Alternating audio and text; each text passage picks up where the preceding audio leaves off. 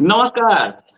India ने दिया है अब तक का सबसे लंबा नोटैम, 5,400 किलोमीटर लंबा ये नोटैम जो है ये जाता है ऑस्ट्रेलिया के लैटिट्यूड्स तक। अब ऑस्ट्रेलिया के लॉन्जिट्यूड लैटिट्यूड तक पहुंच रहा है, लॉन्जिट्यूड नहीं मतलब लैटिट्यूड तक तो पहुंच ही रहा है। अगर उस लेवल तक पहुंच रहा है तो कोई बड़ी मिसाइल टेस्ट की जा रही होगी। कुछ लोग बोल रहे हैं कि सबमरीन लॉन्च मिसाइल है, कुछ लोग बोल रहे हैं अग्नि मिसाइल टेस्ट हो रही है, आईसीबीएम।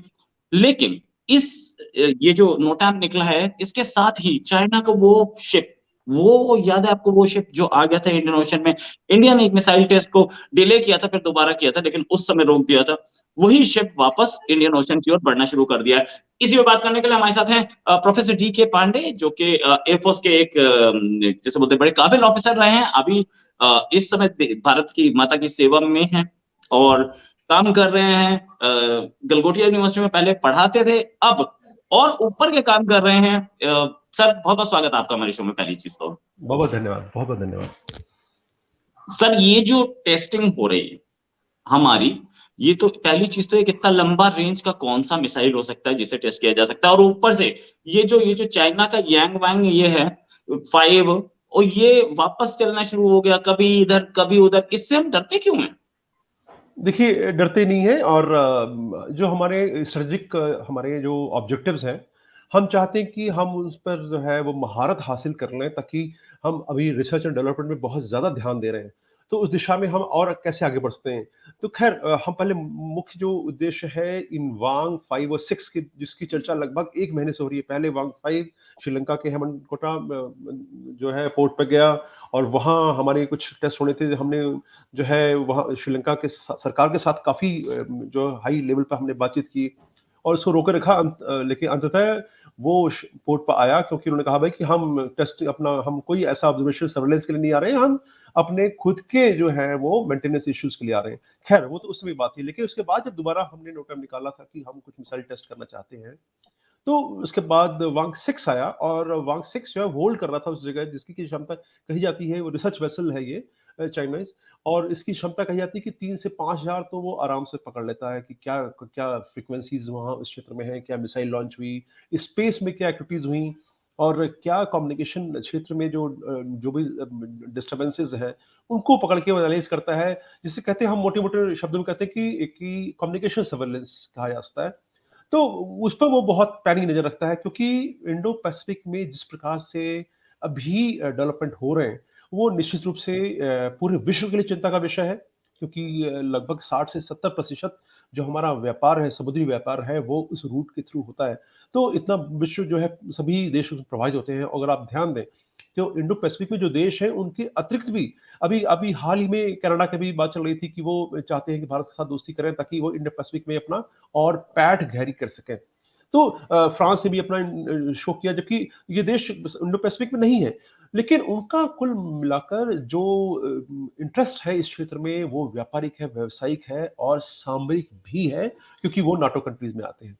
तो इस दृष्टि से चाइना के ऊपर एक प्रेशर है कि कहीं उसके ऊपर जो उसका प्रभुत्व है वो चाहता है विश्व गुरु बनना और अपना प्रभुत्व स्थापित करना चाहता है पूरे विश्व में। अभी हम मल्टीलेटरलिज्म की बात करते हैं। मल्टीलेटरलिज्म मतलब कि सभी देश अपनी जगह जो है वो स्वतंत्र हैं और वो अपनी आवश्यकता के हिसाब से अपनी तरक्की को देखें और अपने मामला को देखें। लेकिन रशिया चाहता है कि वो प्रभुत्व रहे और पूरे विश्व पर वो राज करे, वो बादशाहत हो। वो एक जो है अमानवीय विचारधारा है, मैं ये कहूँगा, क्योंकि अभी हम कोएग्जिस्ट में विश्वास करते हैं। खैर, तो ऐसी दशा में चाइना को ये लगा कि जो भी कुछ डेवलपमेंट हो रहा है इस क्षेत्र में और जो जो देश रुचि दिखा रहे हैं, अगर आपको ध्यान हो कि क्वाड के भी जो समिट हुआ था जापान में, और उसके बाद में ग्रुप बनाए गए, ऐसे लेटरलिज्म ऐसे हुए, डेवलप हुए, मल्टीलेटरिज्म जिसे कहा जाता है, जिसके बदौलत जो है ये लगा कि हालांकि उनको नाम दिया गया था इकोनॉमिक्स की बेसिस पर, हम व्यवसायिक स्तर पर चाहते हैं, 14 देश अमेरिका के नेतृत्व में आए और उन्होंने बातचीत की। लेकिन चीन को पता है कि पर्दे के पीछे कुछ और होगा। जैसे क्वाड का है, क्वाड जो है पूर्णतः जो है वो एक नॉन मिलिट्री जो है अलायंस है, लेकिन मालाबार एक्सरसाइज और साथ में जो क्वाड की जितनी भी मीटिंग्स होती हैं उसमें स्ट्रेटेजिक पॉइंट ऑफ व्यू बातचीत जरूर होती है। ये हमने सबने देखा है। तो ऐसे माहौल में चीन की चिंता बढ़ना जो है स्वाभाविक है। अब जब हमने ये एक उसमें मिसाइल टेस्टिंग घोषणा की और जैसे कि विश्व में परंपरा है कि हम जिस क्षेत्र में मिसाइल टेस्टिंग करते हैं, तो उस क्षेत्र में एक नोटिस फॉर एयरमैन जिसे कि नोटैम कहा जाता है, वो इश्यू करते हैं ताकि जो भी उस क्षेत्र में आने वाले हैं, उन दिनों में जैसे कि अभी जो हाल में जो नोटम निकला जिसका आप ज़िक्र कर रहे हैं, ये लगभग 25 घंटे का है। और इस 25 घंटे में ये सूचना दी जाती है कि भई इस क्षेत्र में हम कुछ टेस्ट करेंगे। निश्चित रूप से इसमें जो जो इसका क्षेत्रफल है, जो दूरी है, डेप्थ है, वो बहुत ज़्यादा है। वो एक प्रश्न अलग है जिस पर हम आते हैं। लेकिन ये उद्देश्य होता है स्नोटाइम का कि जो भी इस क्षेत्र में ऑपरेट कर रहे हैं, वो ध्यान रहे कि इस 24 घंटे में कुछ आ सकता है। तो अगर वो इस क्षेत्र से दूर रहेंगे, तो निश्चित रूप से जो है वो किसी भी डैमेज से बचे रहेंगे। तो ये तो हो गया उद्देश्य नोटैम का। अब जो इतना बड़ा क्षेत्र हमने लिखा है, तो उसमें जो 2 संभावनाएँ हैं जो कि आपने जिसका ज़िक्र भी किया, जो कि बहुत तेज़ी से जो डिफरेंट एनालिस्ट हैं वो निकाल रहे हैं कि अग्नि 5 का टेस्ट हो सकता है और के-5 जो है वो सबमरीन से लॉन्च होने वाली एक मिसाइल है, जिसका टेस्ट होता है उसकी भी रेंज जो है 5 से 6000 के बीच में है। तो वो 5 से 6000 इतनी बड़ा रेंज कहने का उद्देश्य ये होता है कि अ, इसकी क्योंकि हम ट्रायल्स कर रहे हैं, तो हम पहले कम दूरी का कर सकते हैं, उससे थोड़ा बढ़ा के फिर हम एक्सपेंड करके और बड़ा कर सकते हैं और हमें कई सारे और फैक्टर देखते हैं कि हम जो चाहते हैं जो मिसाइल से ऑब्जेक्टिव ऑब्जेक्टिव क्या है हमारा? सही निशाने पर निशाने को भेदना। सही निशाने को भेदने के लिए जब लंबी दूरी पे जाते हैं तो मिसाइल के जो उसका पथ है, वो इधर-उधर भ्रमित हो सकता है। तो वो डेविएशन कितना हो सकता है और उस डेविएशन को क्या हम कंट्रोल कर सकते हैं, तो ये एक जो तकनीकी जो पक्ष है, उसके बारे में मैंने कहा कि मैं आम लोग जो है जानना चाहेंगे। लेकिन महत्वपूर्ण है कि ये जो दूरी है, वो इस टेस्ट के होती है। इसके अलावा जो हमने पिछले महीने घोषणा की थी और हम टेस्ट हमने जो है वो कॉल ऑफ कर दिया था।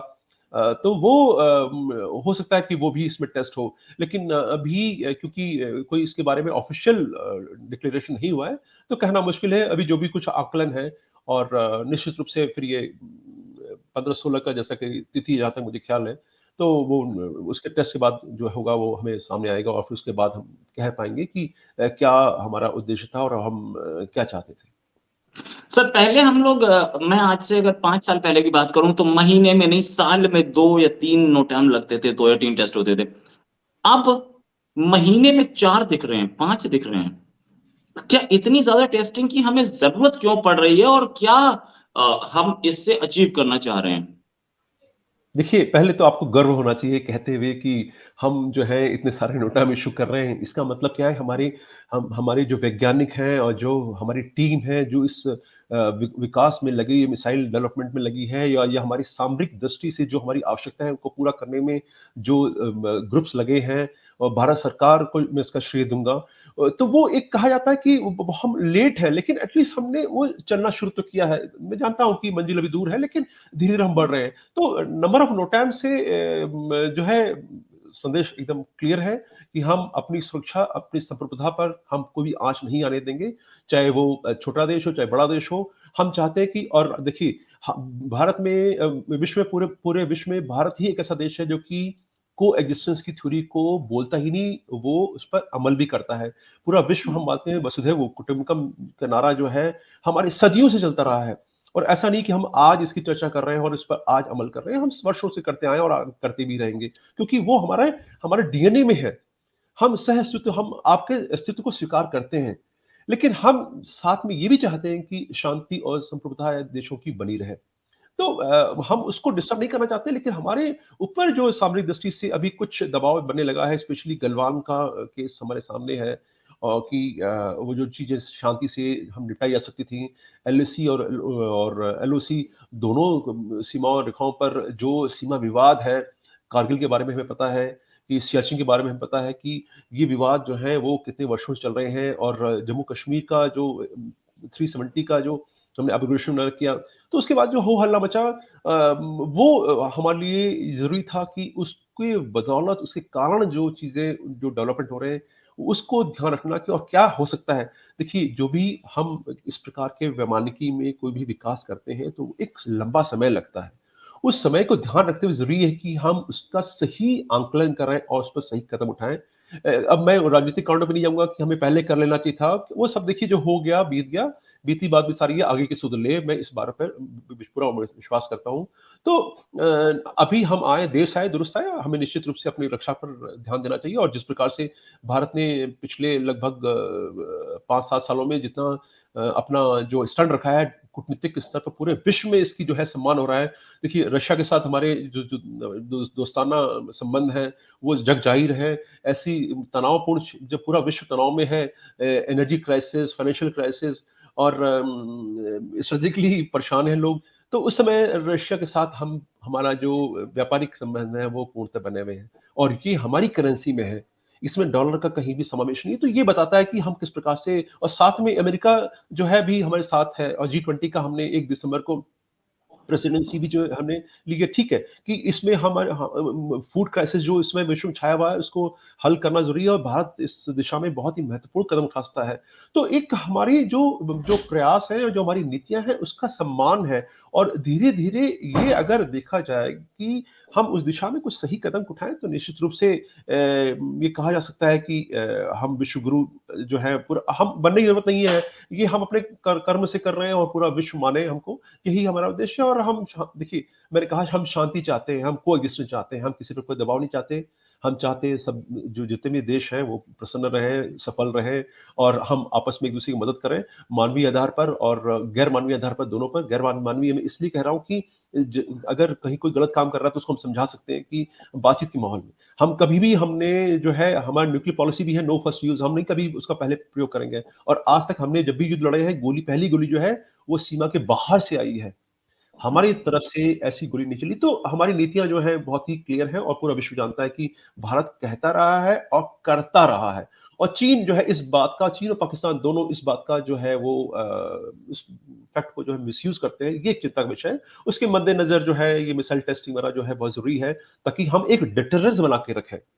देखिए, युद्ध करने के लिए आपको हथियार का प्रयोग करने की ज़रूरत नहीं है, लेकिन अगर प्रिडेटरनेस है, हमारे पास वो काबिलियत है, वो कैपेबिलिटीज़ हैं, तो निश्चित रूप से 10 बार सोचना होगा कि किसी भी मुल्क को हमारे पर अटैक करने से पहले या हमें परेशान करने से पहले, तो वो एक सामरिक संतुलन है, उसको बनाए रखना अत्यंत आवश्यक है। राइट। बहुत सारे मेरे व्यूअर्स ये पूछते हैं कि मैं बीच में पीता क्या रहता हूँ। भाई आजकल गला खराब हो गया, गर्म पानी पीता हूँ मैं, चाय वगैरह नहीं पीता हूँ। सर, आपसे एक फाइनल क्वेश्चन मेरी तरफ से। बहुत सारे कंट्रीज चाइना की मिसाइल्स को सक्सेसफुल नहीं मानते और ये भी पूछते हैं कि रेंज क्या है। क्या चाइना की मिसाइल्स में की रेंज में कुछ हेरा फेरी है, कुछ गड़बड़ है क्या? देखिए, 2 इसके मुख्य कारण हैं, मैं बता दूँ कि रेंज जो है वो जैसे टेस्टिंग होती है, जब तक मिसाइल को हम पूरा लैब टेस्ट नहीं कर लेते, तब तक उसको फील्ड में नहीं उतारते हैं, क्योंकि उसकी जो लिमिटेशंस हैं, हमें उसके बारे में पता होना चाहिए। साथ लिमिटेशन के साथ-साथ हमें उसकी काबिलियत भी, कैपेबिलिटीज़ भी पता होना चाहिए, तभी उसका हम सही प्रयोग कर पाएँगे। क्योंकि स्पेशली भारत के संदर्भ में अगर मैं कहूँ, तो हमारी जो है भौगोलिक स्थितियाँ ऐसी हैं कि हम सर्दी में भी हैं, माइनस टेम्परेचर में भी काम करते हैं और 48 और 50 डिग्री के राजस्थान में भी काम करते हैं। हम समुद्र मैरीटाइम ऑपरेशन भी करते हैं, समुद्र पानी के ऊपर भी काम करते हैं, जंगलात के ऊपर भी काम करते हैं। तो ये सब विभिन्न क्षेत्र जो हैं, माउंटेनियर टेरेन की रिक्वायरमेंट्स अलग हैं। लेह और गलवान का हमें मालूम है कि हमारी सेनाओं ने जो है किस प्रकार से अपना करतब दिखाया। तो ऐसे माहौल में जहाँ पर कि वेरिंग टोपोग्राफी है, तो वो ज़रूरी है कि हम जो भी मिसाइल डेवलप करें, वो देख लें कि हमारे किस क्षेत्र के लिए वो काबिल होंगी और क्या हम सभी क्षेत्रों के लिए मिसाइल डेवलप कर सकते हैं। तो हर देश ऐसे चाहता है, तो ये जो रेंजेस का डिफरेंस है वो है। आप जो जो प्रश्न पूछ रहे हैं, आपके मैं जो समझ रहा हूँ उसको, कि जो चाइना ने रेंज एक डिक्लेयर किया, लेकिन वो जहाज जो वो क्षमताएं वो फील्ड पे नजर नहीं आती। कई देशों ने ऐसा कहा कि जो रेंज बोली गई उससे कम थी। उसका मुख्य कारण है कि वो चाइना एक प्रोपेगेंडा वॉरफेयर पे भी विश्वास करता है और साइकोलॉजिकल वॉरफेयर एक टूल भी है। रशिया यूक्रेन वॉर में आपने देखा कि किस प्रकार से नाटो और अन्य देशों ने रशिया पर दबाव बनाने के लिए ये इंफॉर्मेशन वॉरफेयर जो है, प्रोपेगेंडा का कितना बेहतरीन तरीके से इसका प्रयोग किया। सॉरी। तो ये प्रोपेगेंडा एक जो है हथियार बन गया है। न्यूक्लियर वॉर, ये भी न्यूक्लियर वेपन्स भी एक हमारे पास डिटरेंस के लिए हथियार है। तो ये हमें इसको समझना होगा कि क्या परिस्थितियाँ इतनी ज़्यादा गड़बड़ हो गई तभी इनका प्रयोग होता है। तो जहाँ तक है, चाइना ने निश्चित रूप से ये देखा गया है कि वो जितना भी कुछ बनाता है उसकी रेंज को थोड़ा बढ़ा-चढ़ा के बोलता है, क्योंकि इसका साइकोलॉजिकल प्रेशर पड़ता है। कि आप अगर मान लें वो कहेगा भाई 10 किलोमीटर की रेंज है और वो अगर बोलता है इसकी रेंज 250 किलोमीटर है, तो आप निश्चित रूप से आपके चेहरे पर जो है वो माथे पर सरवटें बनेंगी, अरे यार 250 किलोमीटर तक अगर मिसाइल आती है तो क्या डैमेज हो सकते हैं, तो हमें क्या करना चाहिए? तो हम सामरिक रूप से उन पहलुओं पर विचार करने लगते हैं। तो निश्चित रूप से मुख्य उद्देश्य, मुख्य कारण जो है वो एक दुष्प्रचार है कहूँगा मैं, कि वो चाहते हैं कि साइकोलॉजिकली हम दुश्मन पर दबाव डालें, लेकिन ये पैंतरे पुराने हो चुके हैं। और अभी किस प्रकार से उनकी कोविड पॉलिसी का जो धज्जियां उड़ाई जा रही हैं चाइना में, वो पूरा विश्व देख रहा है कि अमानवीय स्तर पर जो है वो चीजें हो रही है, वो गलत है। और कैसे जो है कोविड का वायरस फैला, इसका बारे में हमें वुहान टेस्ट के बारे में भी हमको सबको विश्व पता है। हालांकि वो सब बहुत कुछ छुपाया गया है, वक्त के साथ वो चीज़ धीरे धीरे सामने आएंगी। लेकिन जिस प्रकार से तेजी से जो कोविड के केसेस बढ़े हैं, हालांकि अभी जब इतना प्रेशर डाला है चाइनीज पॉपुलेशन ने, वहाँ के नागरिकों ने, क्योंकि जिस आपने तस्वीरें देखी होंगी किस प्रकार से जो है घरों को सील कर दिया गया ताकि लोग बाहर ना आ सकें, ताकि जीरो कोविड पॉलिसी जिसमें कि किसी को भी कोविड नहीं होना चाहिए, ऐसी बहुत कड़ाई से इसका जो पालन किया गया, उसमें सभी सीमाएं लांघ दी गई, मानवीय सीमाएं लांघ दी गई, जिसका कि विरोध जो है लोगों ने कहा कि हाँ, हम जो है आप हमको मार दे, ऐसे मार रहे हैं, घर में बंद करके, खाना पीना हमारे पास है नहीं और हम कैसे मुहैया कराएं। मुझे गर्व होता है भारत ने किस प्रोफेशनलिज्म के साथ कोविड का जो सामना किया। सभी को खाना पहुंचाया गया, दवाइयां पहुंचाई गई, इमरजेंसी सर्विसेज दी गई। हालांकि कई क्षेत्रों से ऐसी बातें आई कि कुछ कमियां रहीं, लेकिन जब कोविड 2 और 3 आया उसके वक्त हम सजग हो चुके थे। और किस प्रकार से हमने वैक्सीन पूरे भारत में नागरिकों को दी, और वैक्सीन हमने बाहर मुल्कों में दी। ये है मेरा भारत महान, कि हम चाहते हैं कि हम स्वस्थ हो, सारे देश, पूरा विश्व स्वस्थ हो। ये हमारा उद्देश्य है। पूरे परिवार को हम कुटुंब मानते हैं, जैसा कि हमने पहले भी जिक्र किया। तो ये चीज जो है चाइना की थ्योरी रही है, दबाव बना के रखना और अपने आप को डोमिनेट करना हर क्षेत्र में। इंडो पैसिफिक हो, चाहे वो आप बीआरआई का आपने देखा, बॉर्डर रोड इनिशिएटिव्स जो है लगभग 70-75 देशों के साथ है और कई देशों के साथ उसको नुकसान हो रहा है। पाकिस्तान के साथ क्या हो रहा है, अफगानिस्तान के साथ भी वो उसको जोड़ना चाहते हैं, लेकिन उसका इन बीआरआई के पीछे 2 या 3 देश हैं जो कि सही रूप से इससे जो है वो बेनिफिटेड हुए। लेकिन अधिकतर देशों में जो है वो बीआरआई से उनको दिक्कत हुई है, उनकी इकोनॉमिक जो गड़बड़ हुई है और लोग जो है वो डेट ट्रैप में फंसे। ये ध्यान देना होगा। श्रीलंका उदाहरण है, पाकिस्तान उदाहरण है, नेपाल भी उस दिशा में जा रहा है, बांग्लादेश भी कभी से। तो चीजें जो है थोड़ा-सा गड़बड़ है, तो हमें चौकन्ना रहना पड़ेगा और इस जो पैंतरेबाज़ी है समझना पड़ेगा कि कहाँ क्या है, और जो चाइना बोल रहा है, जो डिक्लेयर कर रहा है, उसमें कितनी गहराई है, कितनी सच्चाई है, इसका अब हमें मापदंड जो है वो सही इस्तेमाल करके देखना होगा। चौकन्ना देखिए हमको रहना पड़ेगा, इसमें आपको अपनी मदद स्वयं करनी पड़ेगी। वरना बाहर से कोई देश आपकी मदद करने नहीं आएगा। हाँ, आप दूसरे की मदद कर सकते हैं, ये ज़रूर मानिए, किसी उम्मीद मत करिए, आपको स्वावलंबी बनना ही होगा। Right sir. जैसे आपने बोला ये वसुधैव कुटुंबकम, भारत भारत सरकार यानी गवर्नमेंट ऑफ इंडिया की एक थिंकिंग और है जो कि मैं बता देता हूँ। वो भी वही लिखी हुई है जहां पर वसुधैव कुटुंबकम लिखा हुआ है, भगवत गीता। और भगवत गीता में बोला है योगक्षेमम वहाम्यहम्, मतलब जो मेरे डिवोटीज हैं उनकी सुरक्षा मैं करता हूँ। मतलब भारत सरकार अपने सारे नागरिकों की सुरक्षा के लिए वचनबद्ध है।